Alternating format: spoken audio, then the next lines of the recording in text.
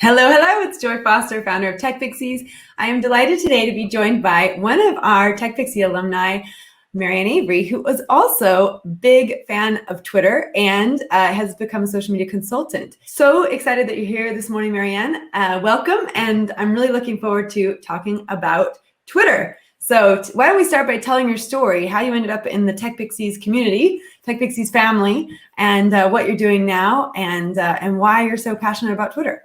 Okay, so hello everybody. I'm, as Joy said, Marianne Avery. You can find me over at Socially Maz on Twitter. So my story, I think, is probably similar to a lot of Tech Pixies. I was in a role that I wasn't really perhaps being completely fulfilled by. And I worked for a large financial services organisation, and redundancies probably came up through restructures every kind of 18 months or so. And I'd always played the safe card. I was a more mature single woman, and I think I just decided that I was just going to stay. But when the last round of redundancies came up, my circumstances had changed. I'd met the love of my life, and my outlook was different. I wasn't the only one paying the mortgage and the bills. So I took a leap of faith and decided that I was going to take redundancy, wave goodbye, take some time out and decide what I wanted to do, which is very unlike me because I'm usually quite planned and structured. I remember when I told my friends and family, they were kind of like, oh my God, what are you going to do now? I was like, I don't know. It's exciting, isn't it? So I became, as a few of my friends teased me, a lady that lunched. So I spent lots of time catching up with friends, refound my love of cooking. I've got a mature Labrador. Apologies in advance if he starts barking at some point. He's coming up 13, so I spent lots of time walking with him, coffee dates, lunch dates, the usual decluttering. And then it was kind of like, right, what are you going to do? And a really good friend of mine that I'd worked with had just started the Tech Pixies face-to-face course in Oxford, Lucy Palmer. We met for lunch, like you do. And she was raving about the course. I was like, oh, I need to find out a bit more about this. So I went onto the website. And then, I don't know if you remember, Joy, I actually came along to one of the face-to-face introduction sessions you did in London. And I think I'd actually already signed up to the course before I even came along to do that. So I became a Tech Pixie in May 2019. And I attended the last of the face-to-face courses before they went online and expanded and started to take over the world as they are now. So I think for me, that was my journey to becoming a Tech Pixie. It was it wasn't planned. I just knew I wanted to do something different, but I didn't know what that was. And I was so, I don't know how I would describe it. Lucy was just kind of loving all the coaching. And I thought, right, this sounds exactly what I needed, because I realized that I'd lost my sparkle and I'd lost my confidence. I think because I'd taken the safe path to just, every time there's a restructure, just going with the flow and moving into a new team, a new role, rather than necessarily choosing the role that I wanted. I think it just sapped my confidence a little bit. And I think what I loved about the course was that it was really well structured, and the vision side of it really helped me work out what I wanted and what I didn't want to do. So Teresa talks about, that's the coach, about whether you're in flow and looking back over your life, at what times in your life were you excited, and why was that, and how can you recapture that? And I found that so powerful. So that's how I came to be a Tech Pixie. So at that time it was an 8-week course. So you had your modules that you did at home, and then you met face to face once a week. Sophie Bradley, the lovely Sophie Bradley, was our tutor. So you had the opportunity in a face-to-face environment to ask any questions. And then next week, the new module was released, and you carried on your learning like that. And I really enjoyed that. And that's where I started to find my tribe, working with a group of like-minded women, all sort of different backgrounds, diverse stories, reasons why they were doing the course. And yeah, we just bonded, and I'm in touch with all of them still now. Well, I love that story. And, obviously we've evolved so much over the years. And you're right, you were the last face-to-face cohort we worked with, and we were really limited. We could only work with 12 women at a time, and we could only work in 2 cities because I could only literally be in one place at one time. And Sophie was helping me out so that I didn't have to be in 2 cities at the same time. But we ended up, and then Beth came on and did the stuff in Oxford, but the coaching in Oxford. But what we decided to do was move it online, and actually we've been able to work with a lot more women and still find those, the bonds are still happening. I mean, we're still, what we found when we did our research was that the first group of people that did our online program had better results than the first group of people who did our face-to-face program, because we can offer so much more. So, we're excited about the online side, and you've carried on with us. You moved seamlessly online, and you've been a part of that community as well. So, we're delighted to have you as part of that community, and you've become a social media consultant. You were helping out with the ProViz account, which for a long time was part of Tech Pixies. We were managing that. So you've really expanded your services. And I think, for a lot of women who are in the Tech Pixies program, you are a great example of someone who can take these new skills and then set up your own social media consultancy. And you've done that very, very well. And it's really fun to watch you on the different networks kind of grow into that. So, so talk to me about your social media consultancy now. How have you set that up? How many clients do you have? What kind of work are you doing? Give us a little bit more information about that. Okay. So, so after I'd finished the course, I did my CPD. And then I'd very fortunate was doing an internship with ProViz, and they are now one of my clients. So I set up my business in the middle of the pandemic. I've been procrastinating. My husband is a great procrastinator, and I thought, right, no, you need to get on with it. So I officially launched Socially Maz on the 1st of April 2020. So soon I'll be celebrating a 1-year anniversary. You need to plan a little party. So so I offer strategy, consultancy, audits, training. I upskilled in Facebook ads as well. So a whole range of services. So I had been doing a lot of one-to-one sessions, but that's a little bit more difficult now. Still do a few of that over Zoom. I have got some financial services clients. I suppose I can't escape after working in financial services nearly 20 years. So yes, a whole mixture. So sports, ProViz, as you said, a couple of financial services clients, some interiors work, and then the odd consultancy. I've done some freelancing for other social media managers, so some audits, so all sorts of different things. Yeah, when you have a heart for rugby, I think, right? You've always loved rugby, and if a rugby account came your way, you wouldn't say no to that, right? Well, exactly. I do follow. I'm a big Northampton Saints fan, and if anybody checks me out on LinkedIn, I think I put on there that I'm a retired rugby player. So I'm not just there to look at the legs. I did actually used to play myself. Although people don't necessarily believe that now when they meet me, but yes, I did. But actually, I think this is a really important question, because someone who's watching this live, one of our students, Eleanor, she says, did you come into Tech Pixies with a marketing background, or was it completely new to you? And actually, you came from a customer service background at Barclays. I do have a marketing background as well. So when I was at school, I didn't really know what I wanted to do. And I did my degree in art history. And then I did 2 postgrad diplomas in marketing, one in direct marketing and one in marketing management, but I never actually really used that at work. I worked predominantly in contact centres before I went into financial services, so in outsourcing. So there was always an element of customer experience, customer services, managing clients. So that was always very familiar to me. Then I've worked client side, and I've worked on the outsourcing. So where I'm working with agencies who are I'm providing the service for, and vice versa.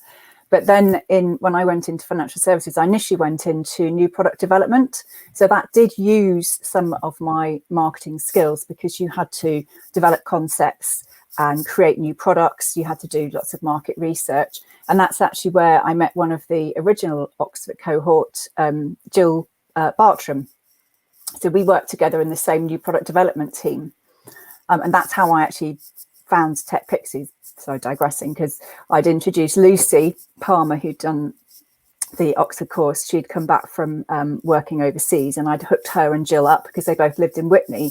So Jill introduced Lucy to Tech Pixies, and Lucy introduced me. But anyway, so yes, so I did have some marketing training and experience, but latterly I'd worked in customer services in financial services, so where I've been involved in running the contact centres, and then most recently I'd been running the customer experience program, so Net Promoter Score. So great question, Evan. That sort of gave you a little bit more about my background. Yeah. So what I love about that was you had learned about marketing, but you had done a little bit of it, but that wasn't your primary role before you learned these skills. And you've been able to take the skills from the Tech Pixies course, expand on them, and then set up your consultancy, which I love.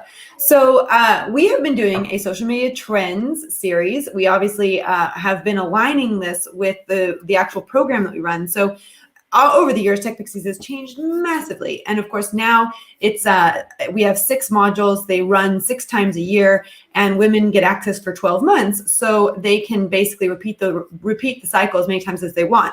What we say is, in round 1, you watch the videos, you take the quizzes, you get your CPD certification. Round 2, you start to go deeper on the social media networks that you want to use for your business or for someone else. But because you've learned the overview of everything, then it's much easier to hone in on the 1 or 2 networks that you need. I have a huge belief that you do not need to use every single social media network, that actually you need to be on the network that your potential customers are on. And Twitter is, Twitter is one of those ones where, sometimes I go, should we still teach Twitter? And I interviewed your work colleague, Rachel May, a couple months ago about Twitter and why it is still relevant. And in many cases, I think it is very relevant. Let's talk about the relevancy of Twitter, and let's talk about who should be using Twitter and why it is important still in 2021.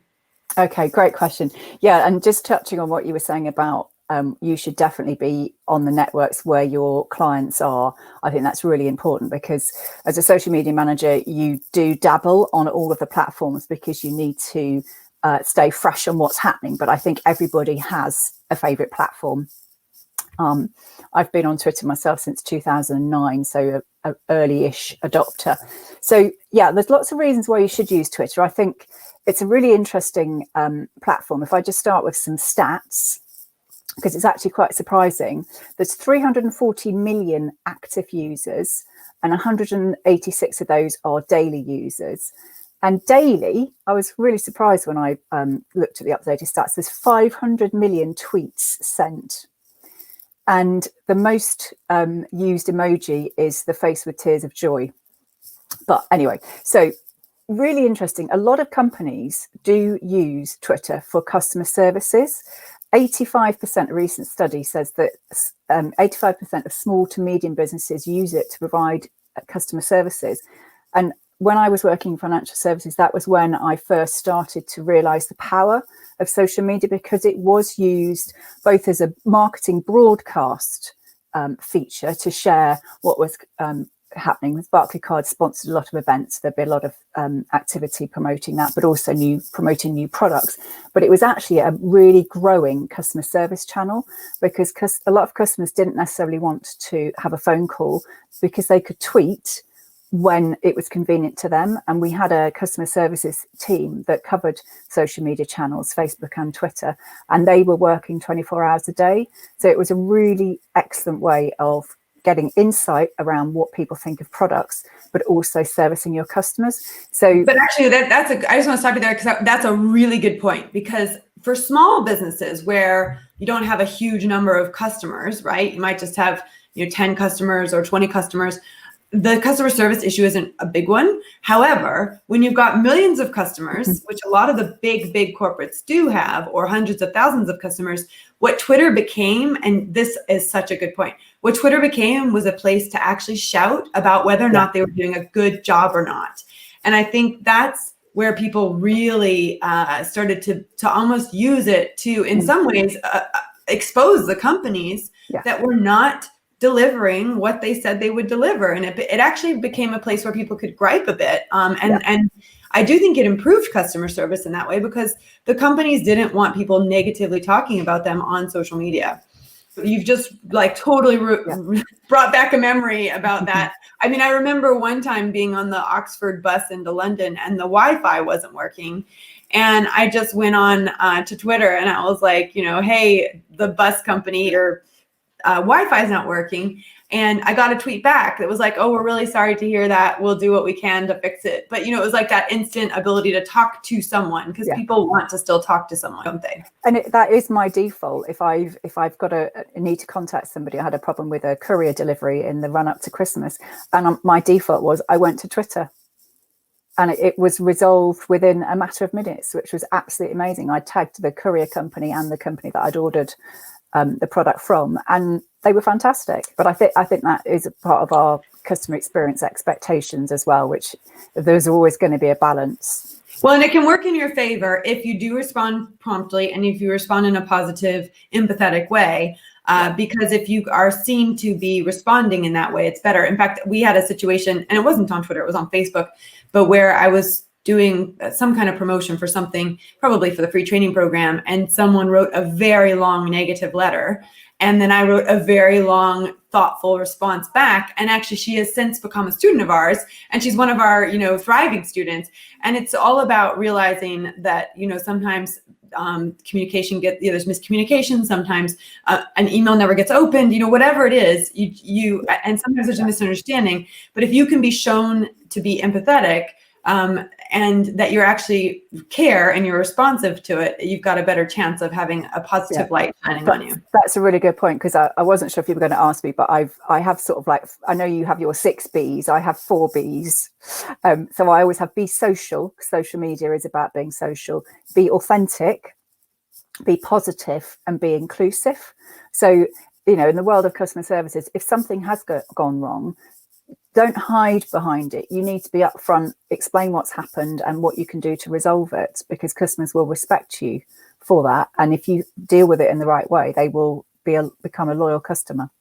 I know someone's going to want you to repeat that. So can you go ahead and give us your 4 Bs? So Maz's 4 Bs. Okay, so be social. Be social. Be authentic. Yep, be authentic.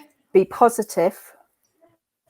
And be inclusive. I love that. I'm going to put that on there.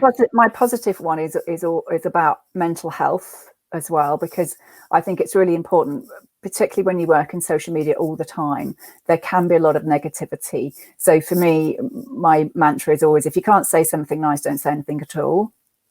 If you've got an issue with somebody, then take it offline. That's, you can go to DMs. That was a big trick of ours at ProViz, because we did find, I know you and myself and Rachel, we found a lot of times that people who were upset would go live onto the social media feeds and complain about what was going on. And immediately you want to say, hey, I DM'd you some information, and then get the conversation off the feed. I'm really sorry that that's been your experience. We want to change that for you.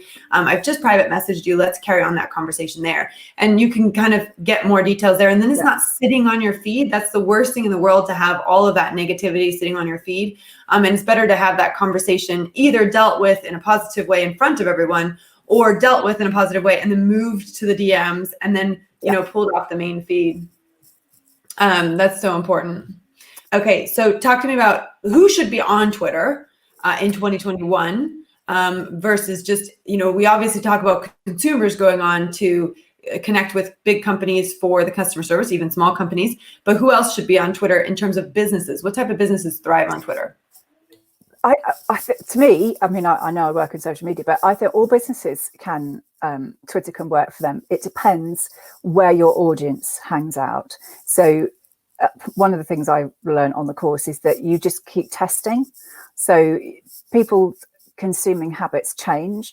At the moment, I know I shouldn't mention this word, but there's a lot of focus on Twitter at the moment because of what's happened with Trump. I don't want to go down that route, but we know that 70% of people go to Twitter to get their news. There's a lot of focus on that, but a lot of people will use social media, Instagram and Twitter, to research products. They will go and look for brands on there. They will go and look for, as we were just talking about, your customer service. How do they handle customers? How do they deal with the positive and also the negative? So really, it's about going and testing who is on there. There's so many searches you can do. You can look for your competitors. You can build lists. I can go on to that in a minute, but basically do your research. And if your audience are on there, then Twitter will work for you, is what I would say. So I was going to talk about some trends. Are you happy for me to move on to that? Yes, definitely. I was just going to say, though, one point you just made, which I think is really, really important, is that Twitter pulls through on Google really, really well. So if you've got an active Twitter feed and it's identified as being your feed in Google, it shows up on when someone does a Google search. So I actually got the ability, for those of you who are watching live, to share the screen. Obviously, if you're not watching live, you're just going to have to listen to me describe how this works. But what I can do is share my screen and just show people who are watching it live or who watch it on replay that the Twitter does pull in your latest tweets. So you can see we've got our latest podcasts that are pulling in automatically. So if someone Googles Tech Pixies, they're going to get the website, and they're going to get they can see that we've got 126 Google reviews that are 5-star, et cetera. They have a phone number to call, et cetera. They can see, but you can see that Twitter pulls through onto your Google search. And so it's a great way to get seen because tweets are basically searchable by Google. Mm. Yeah, it's a really good reminder for everybody to make sure that their Google listing is up to date. Reminds me I need to go and have another look at mine. Haven't looked for a few weeks. So I was just going to, what I've sort of had to think about is what sort of trends I think we need to be thinking about for 2021. What's new on Twitter? I think one of the things that I like about Twitter is that Instagram, for example, is always having new stuff launched and tweets. Twitter less so, but there have been quite a few interesting things added. So for me, I think there's two key things that I think we need to be focusing on for 2021. And the first one applies to all networks, but that's video content. Video is massive right now. In terms of Twitter, the recommendation is that we use videos. 15 seconds or less is what the guys at Twitter recommend. But interestingly, tweets that have a video get 10 times more engagement than tweets without a video. So get going on your video content, everybody. If you're not so keen on videos, then GIFs. I don't know if anybody's a fan of GIFs, but I've been following a couple of inspirational ladies on Twitter recently. And last year I started recording my own GIFs, and GIFs give you 55% more engagement than a text-only tweet. So if you want a little video on how to create your own GIFs, I can share that later on.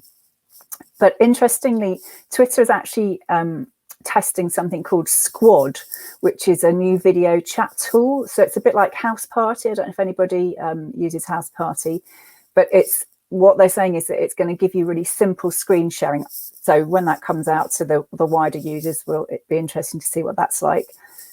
Video replies. I got my first video reply at the end of last year, and it's really memorable even. That's terrible English, sorry, because it makes you feel really special. So there was somebody I tweeted and they gave me a video message back. So I think that's really powerful. So definitely video. And then the second one that I think is going to be really key this year is audio. So Twitter's testing something called Spaces, which is a new audio-only message for meetings. I don't know about anybody else, but I do have a little bit of Zoom fatigue after all the family Zooms and the quizzes, as well as Zoom for work. Apparently it's a little bit like Clubhouse, if anybody's on Clubhouse yet. That's what they're saying. I don't have it yet, but we'll see what happens. And they've also recently purchased something called Breaker, which is a podcasting app.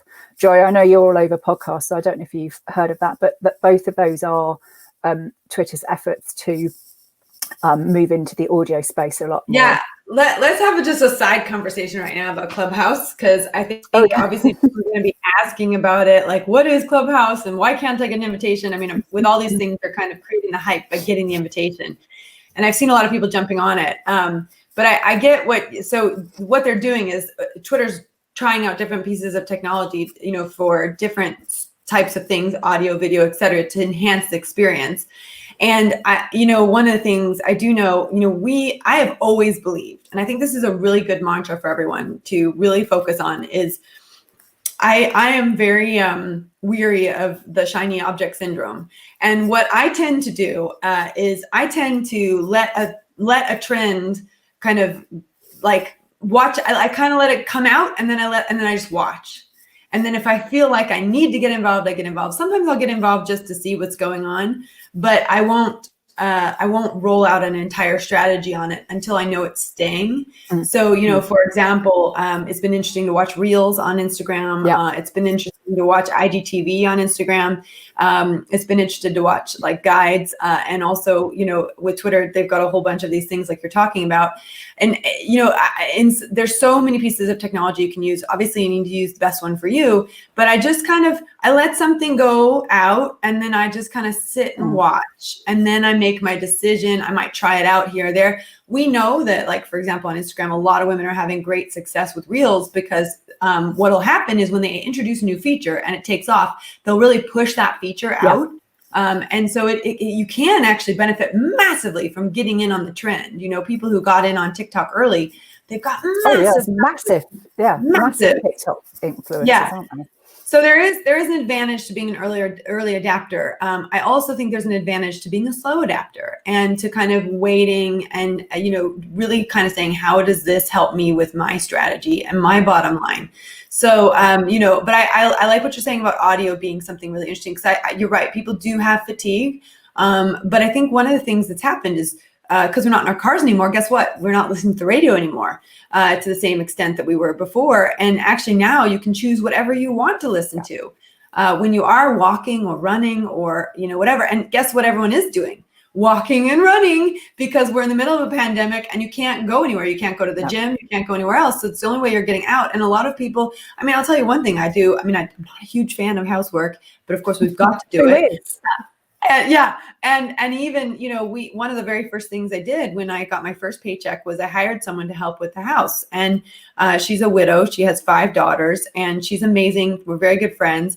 And she obviously with the pandemic, she can't come anymore, but we're still paying her as if she was still coming. But then I've still got to do, my husband and I've still got to do all the work around the house.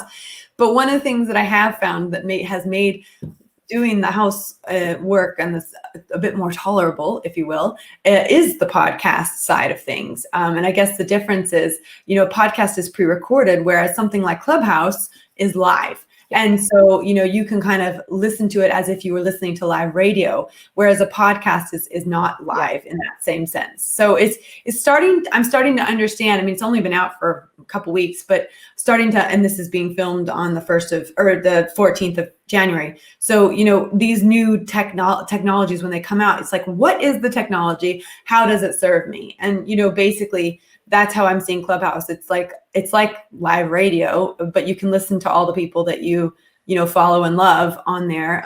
Or you could listen to your friends as well. Just put on their own live performance, but it's all through audio, isn't it? Versus video. Yeah. I found it quite interesting because you can sort of lurk in a room and just listen, and then you can leave quietly without it doing a big announcement. But you can find some quite interesting and random conversations. So my top tip on Clubhouse would be to make sure that what you've put in your bio, it's completely searchable. So I keep meaning to go and update mine, but I need to put in more about rugby, more about dogs, Pilates, because I'm interested in Pilates, and I'm also doing Slimming World. But there's all sorts of random groups that you find, but basically what they call it is your hallway, which is all the different rooms that you can go and look at and listen in, is determined by who you follow. So be mindful of who you're following, because if you suddenly see some random rooms, it's because somebody that you follow is in that room.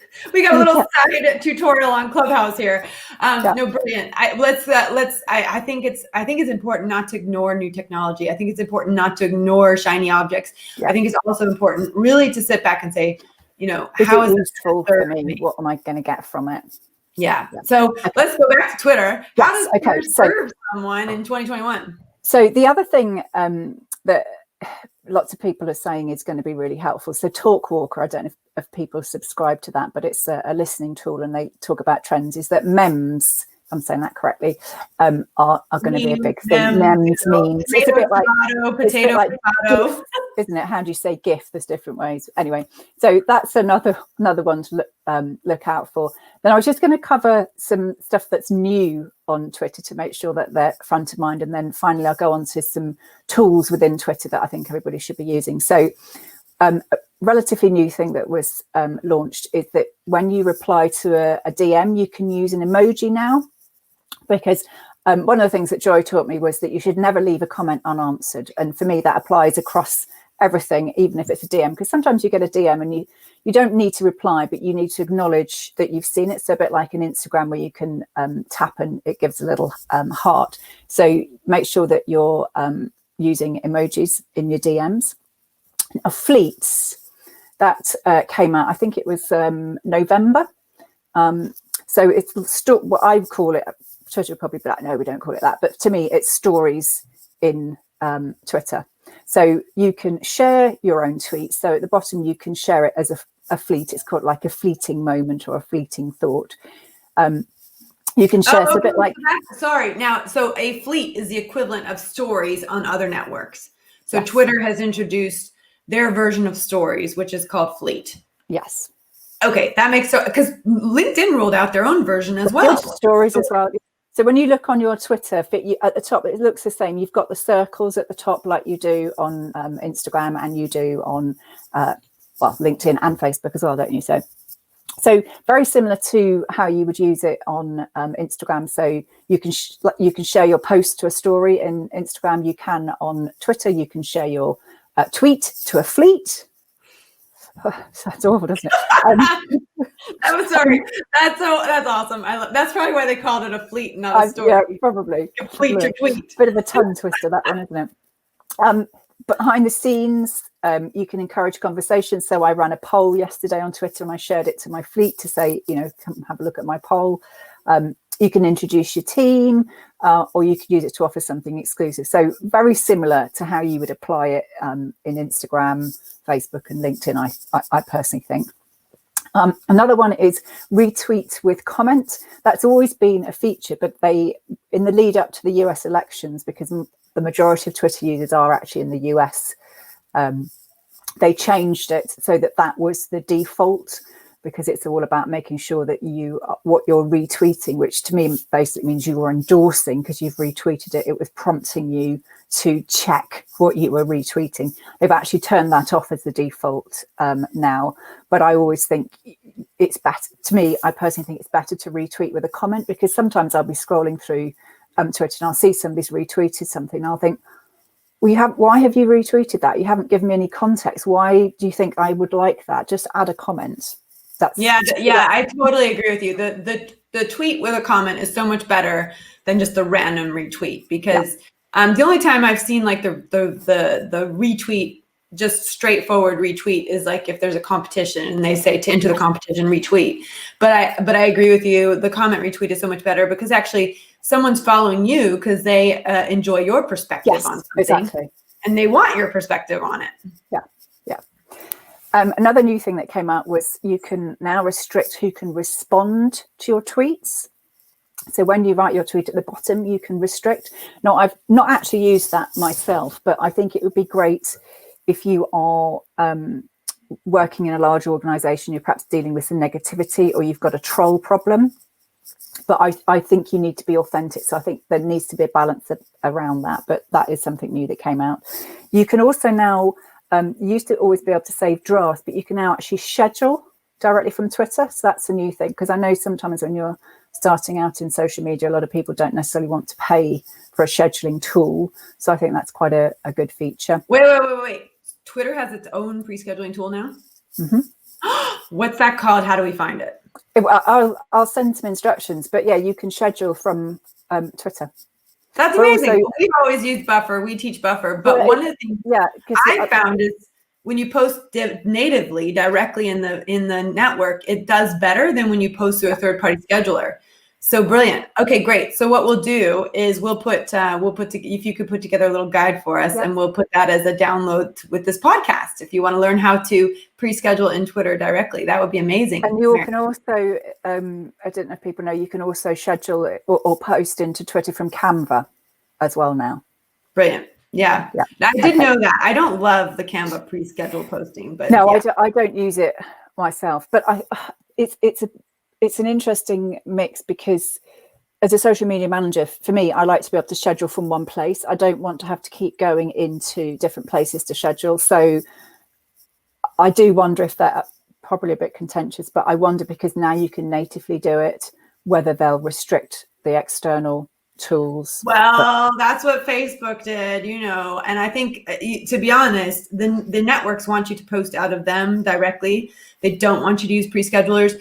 I love pre-scheduling. It's so important to pre-schedule, and I think it was a shame that Twitter didn't have pre-scheduling. Of course, they know people are doing that now, and it does seem like the networks do punish you if you use a third-party pre-scheduler. So, that's one of the things we teach in our strategy module is how to pre-schedule, why it's important to pre-schedule, and how to put together a plan in the social media magic course. But I will say, it really, my personal preference, we use Facebook Creator Studio for Facebook and Instagram, and we use Buffer for LinkedIn and Twitter because LinkedIn doesn't have a pre-scheduling tool yet. That I know of, unless that's changed overnight. But and it could have, because sometimes I miss the changes that happen, but they haven't had a pre-schedule. Well, there's so many. It's really difficult to keep up with. Well, we do have a comparison tool in our strategy module where you can compare all of the different ones that are out there. I remember that. Yeah, but I would say, it's a lot of times these pre-schedulings will predate someone. So if you go and work for an agency, or if you go and work for a company, they'll have already set up a pre-scheduling tool, and then you just come in and have to use their pre-scheduling tool. But there is an advantage to using the pre-scheduling tool by the natives. All right, okay. So there's another thing they're testing, which they're calling community building. So when you tweet something or reply, it will show you who you're connected to. Not sure what I think about that. Other new news, you can start from the 20th of Jan, you can start to apply for the verified blue tick. And then I will just finish off on the 4 things that I think you should be using in Twitter. So make sure you've always got a pinned tweet at the top. Use lists. Make sure you join Twitter chats. I do 3 a week. I do Chat About Brand on Tuesday at 5. I do Twitter Smarter on Thursday at 6. And I do Email Hour on Thursday at 8. And then make sure you're using moments. So tell us about moments. Tell us about moments before we go. So they're you can only use it on desktop. You can't use it on mobile. It's a really good way of what I would describe it. It's a bit like a guide in Instagram. You can save your content together. So you can do that if you want to go back to it, but you can also share your moments. So you can group topics together. This is great. Marianne, thank you so much. I learned so much. Obviously, I run Tech Pixies, but we now have social media coaches in each area that are experts, and you clearly are an expert in Twitter, and it's brilliant to have you come on the podcast and talk about it and break it down for us. And of course, all those things you talked about, lists and chats and et cetera, we teach on the Social Media Magic course. We go deep on that. We teach you click by click, step by step, how to do it. A lot of people are terrified of Twitter chats. We break that down. We eliminate that worry. There's so many chats you can join, because there used to be a list of the chats that people recommended. Is that still? We still have the list. Yeah. In fact, and we're doing, we're looking at different ways to collect that information and share it with our students. But we definitely have a list of Twitter chats that we recommend, and we continue to push those out. But this has been just a wonderful 40 minutes talking to you and getting a download on the, what's happening in 2021 with Twitter. Obviously, they're trying to stay relevant. They're trying to stay alive. So they're trying lots of different things. And I think you pointed out a few things, which is consumers do use Twitter, and and they do use it for customer service, and they do, and Twitter is still. It's still alive and well in 2021, and it might be a good place for you to be depending on what you're doing. And I think the key takeaway here is it's about trial and error, right? Everything is about trial and error. You try it, you see, you decide whether or not you want to stay on it or not. And then, and my one recommendation would be is if you're not going to stay on it, make sure that you put a pinned tweet, like you said at the top, that says, hey, I'm no longer using Twitter, but you can hang out with me over on blah, blah, blah, and send people to where you are hanging out. And then on your bio, just, make sure that's really clear. But for example, we use Twitter at Tech Pixies for connecting with leaders in the tech industry in the UK, particularly women, because there's a lot of tech leaders using Twitter in the UK. And actually, we need to be there because that's where a lot of the conferences are happening and a lot of the conversations and a lot of the great, you can get little video clips, like you said, about what's going on. Well, a lot of conferences use Twitter as a way of sharing questions. Even when I was working in financial services, Twitter would be part of the conference and questions would go up on the big screen on the stage. Yeah, absolutely. Well, there's a lot of people who are watching live. I know not everyone's watching live, and this might be on replay for some people, but Andrea says, thank you so much, Marianne. Enjoy. Danny says, thank you, Marianne. Very useful. And Kate says she needs to watch the replay for sure. And I would agree with that. There's so much information packed into here that if you care about Twitter, you're going to want to listen to this a few times. Marianne, thank you so much. Have a wonderful day, and I appreciate your time. Thank you for inviting me.